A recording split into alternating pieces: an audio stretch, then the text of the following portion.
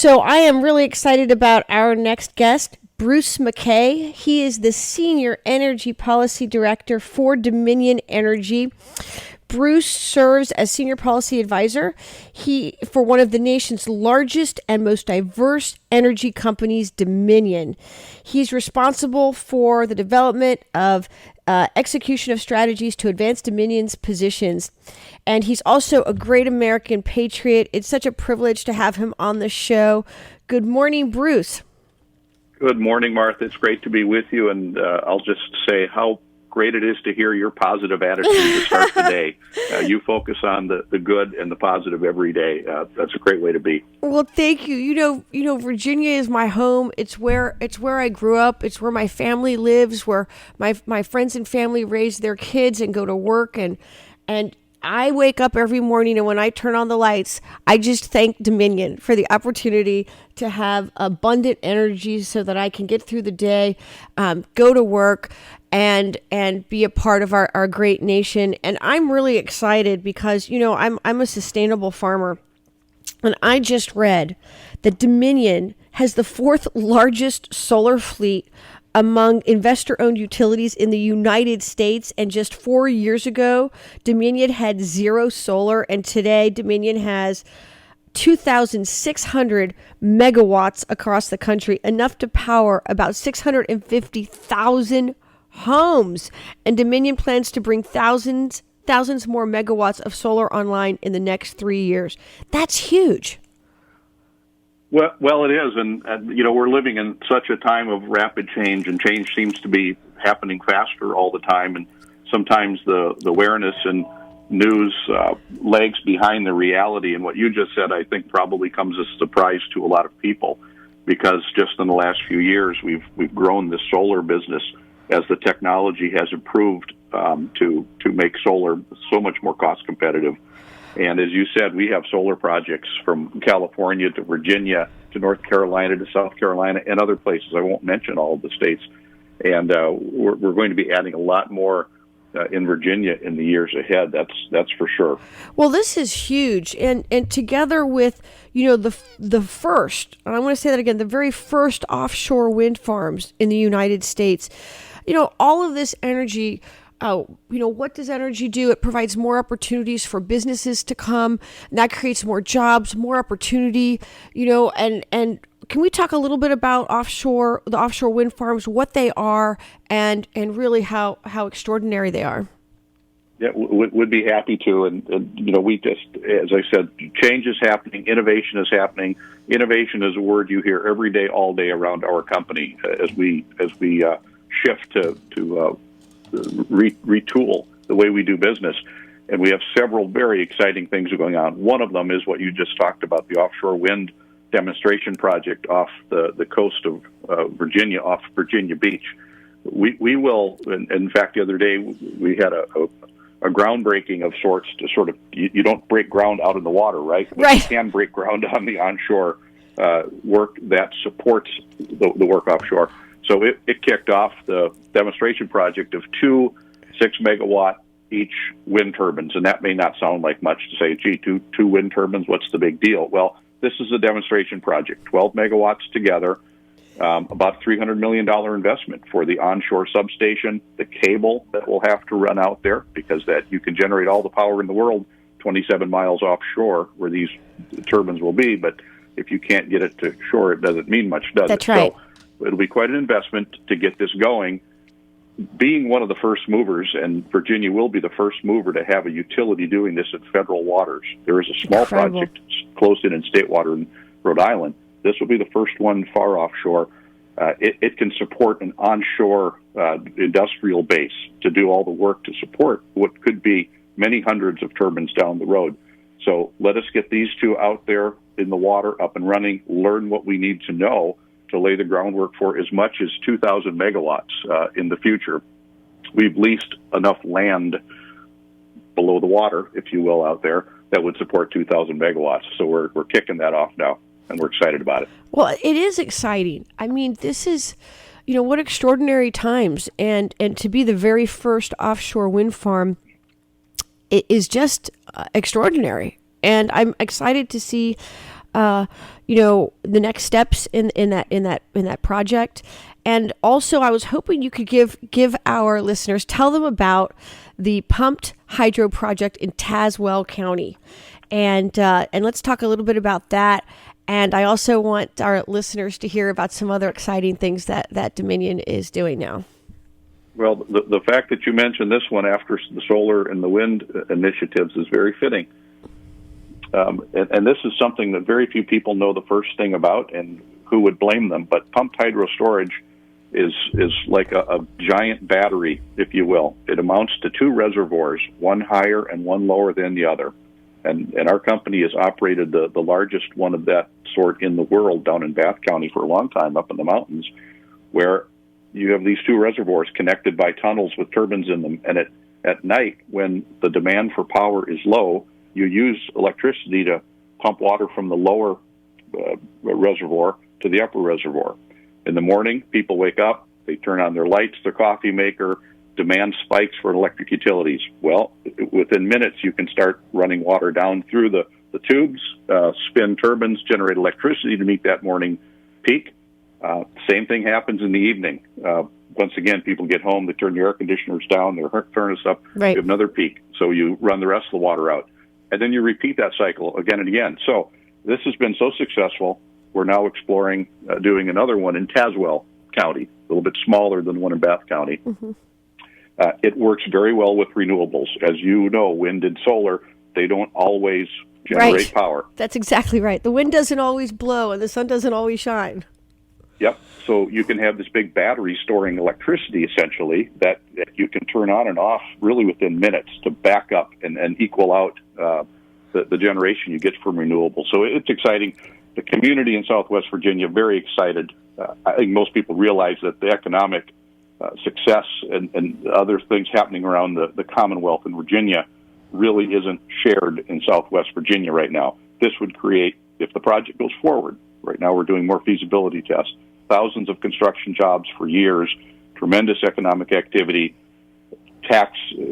property tax to the local communities that would share in it. It's very exciting, and as I said, we're moving along, exploring the feasibility of it right now. Well, it's huge. It'll bring millions of dollars in tax revenue, over $300 million in economic activity, and what an amazing opportunity for that community in terms of economic development, job creation. I mean, it's exciting to see all of these projects unfold. And as I understand it, is there a project with PBS coming up? Well, I think what you're talking about there is our Align Renewable Natural Gas business, and yes. the interest that has been shown on that, including yours. I know this is one that you're excited about. Yes, very much so. Because of your agricultural background. Yes. And what we're talking about here is our company and Smithfield Foods, largest pork producer in the country, if not the world. We have put together a partnership, a joint venture. It's called Align Renewable Natural Gas.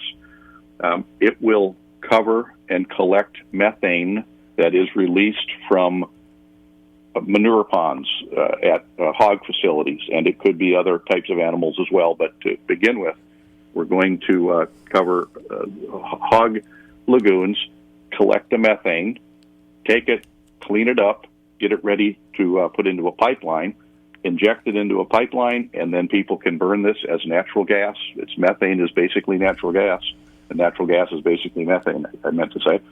So you can burn it in your homes, power plants, and the like. It solves a number of problems. It keeps the methane from escaping into the atmosphere, which is about 25 times more potent as a greenhouse gas than CO2. So these projects are carbon negative. The more you do, the better it is for the atmosphere and the climate. Farmers can invest and get a new stream of income from these. Consumers are very happy to be using a form of energy like this.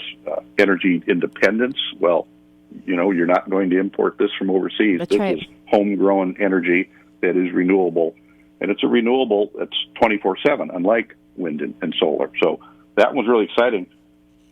This work will be done in North Carolina and Virginia. The first Virginia project will be in the Waverly area. and that one will get under construction later in the year, working with local farmers and Smithfield Foods. I've always said, and it's true, that, farmers are the backbone of America, and a project like this has such great potential for America's hardworking farmers to be a part of this.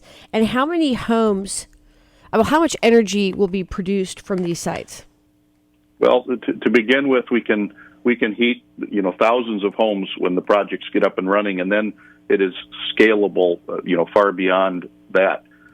We have one of our projects also is out in Utah. People might be surprised to know that Dominion Energy owns the gas utility that serves the Salt Lake City area, and also has pipeline system throughout Utah. Smithfield Foods raises hogs out there, largely for the California market, I understand. Well, one of the first projects that will be up and running is out there.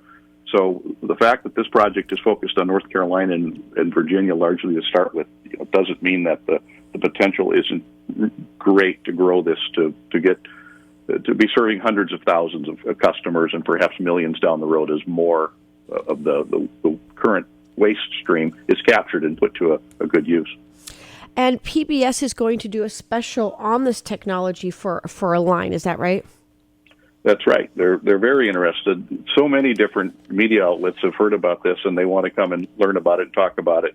The Christian Broadcast Network did a great piece a few months ago. They came out to North Carolina and did a tour, and you could go out and Google that and find it, Align RNG, at CBN, and you could see them talking about it. And PBS, they have a similar interest. So we'll be getting the word out more and more, because everyone who hears about it loves the idea and wants to know more about it for a variety of reasons.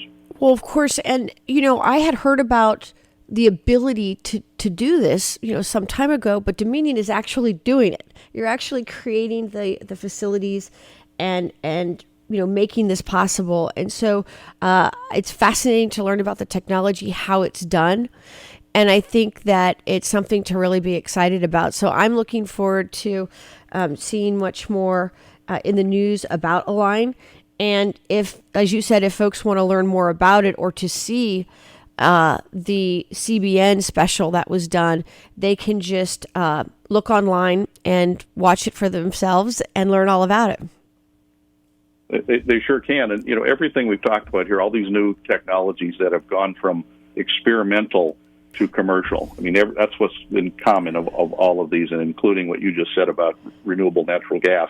The technology's been around for a while. It just recently got to the point where it really could make sense. And then when two big companies with deep pockets, an energy company and Smithfield Foods with the hogs, with their resources, come together and say, okay, now it's time to take this and scale it in ways that has not been done before. That's when these things really take off. And you thank those experimenters and innovators who have tinkered with it for so long to get it to where it is, and then it comes and scales up. And I was thinking a moment ago about that saying about the challenge of overhauling a jet engine while in mid-flight. Well, that's sort of what you're doing with the energy industry today, with all the changes taking place. While all of these things happen, we have to keep the lights on. We have to keep the natural gas flowing. It has to be reliable. It has to be affordable. And it has to be clean and getting cleaner all the time. So these are great challenges. They're exciting challenges, and we're serious about meeting them. Well, I know a lot of our listeners would love to hear about an Atlantic Coast pipeline update, so I was hoping you could fill us in. Sure. If people that are watching closely there, it's been in the news a lot for the last several years. Right now, we're in a stop work situation, unfortunately. Thousands of workers had been out working on it, and many of those were sent home as a court took a permit. It's the one that allows us to cross the Appalachian Trail, and vacated it. So we are appealing that through the legal process. We think the Fourth Circuit erred in its decision-making, and we appealed it to the Supreme Court. And the question is whether or not the Forest Service, the United States Forest Service, had the authority to grant us a permit to tunnel underneath it. We're not going across the trail. We're going to do a 3/4 of a mile tunnel deep below the trail itself, so you're not going to even know that there's a pipeline having been put under it and under it after the fact. So we're working through that right now, but in the meantime, we're just waiting. We do have 35 miles of pipe in the ground. 2 of the 3 compressor stations that push the gas along are well under construction, and we hope to get through the hang-up here and back to work on that soon, because all of these exciting new technologies we've been talking about alone won't do it. You need a lot of natural gas to back up and support these renewables for a long time to come. That's right. And, it breaks my heart, Bruce, because so many of these hard-working Americans and their families have been affected because they're not able to go back to work. And it's really heartbreaking to see this happen. There are individual stories with every one of the thousands of people that were working, making a very good wage, making a very good benefit package for their family, and told some of them right around Christmas last year, we're done. You have to go home, and we'll call you when we can resume work again. It's very unfortunate. It's just heartbreaking. I had the opportunity to speak with one of the families and to just hear their personal story. These are just folks that work really hard. They just want to do their jobs, and to think about how they're being impacted by not being able to go to work and complete this project. It just breaks my heart. And I've seen where the pipeline has gone underground, and I see beautiful farms on top of the pipeline. You would never even know that there was a pipeline there, and it's really extraordinary to see, because unless somebody specifically pointed out to me that there was a pipeline, you would never even know there was one there. And farmers are able to continue agricultural production, right? Yeah, people drive over pipelines every day. Farmers have no idea. They don't know it. They live near them. They're like arteries carrying these important, products below our soil, pulsing around the country every day. People have no idea. But if they weren't there, they would know. And that's exactly right. Speaking of if they weren't there, up in New England, where the debate over pipelines and being able to site new ones to meet need up there has become quite a challenge. Some may have heard about importing liquefied natural gas from Russia last year into Boston Harbor. Yes. There is an import terminal for liquefied natural gas, which is just simply natural gas that's been liquefied, shrunk down, and then you take it and regasify it again. There's not enough pipeline infrastructure going into New England because of a ban on new pipelines. We imported Russian natural gas. Well, who can accept that? And it's exorbitantly priced also. That's exactly right. I mean, it's so outrageous. When you said those words, it just makes me cringe. It really does. And so I know I speak for so many Americans all across our great nation. We want the pipeline to be built, and we don't want to be importing gas from Russia. We want that to stop, and hopefully we'll see that happen very, very soon. And how can folks? My phone's getting blown up. People just heard us talk about this, and they want to know how they can support having the ACP get finished. Well, I would recommend they go to a website. Of course, that's the way you take action these days. Go to a website. EnergySure.com. EnergySure, that's standing up for reliable energy. That's the sure part. That's a website where there's a stakeholder group that supports and makes sure that the case for the pipeline is adequately being told as opponents, make their side of the case. You go to EnergySure.com and you will find more information about it, and you'll also see a place there where you can click on and sign a petition and join the many thousands of voices that say, we need this, let's get this done, do it right, do it carefully, do it responsibly, but let's get it done for a variety of reasons. Friends, this is Martha Boneta. Please go to the Energy Sure website, sign the petition. We need abundant, affordable energy to supply the American people, to keep us going to school, to our jobs, to continuing to be the most prosperous nation on earth. Thank you so much, Bruce, it's such an honor and a privilege to have you on our show. Well, it's the very same to be on with you. Congratulations on having a great show today, and I hope the rest of it goes well and you have a nice weekend. Thank you so much. Bruce McKay with Dominion Energy. Friends, this is Martha Boneta. I'm your guest host here on the John Fredericks Show.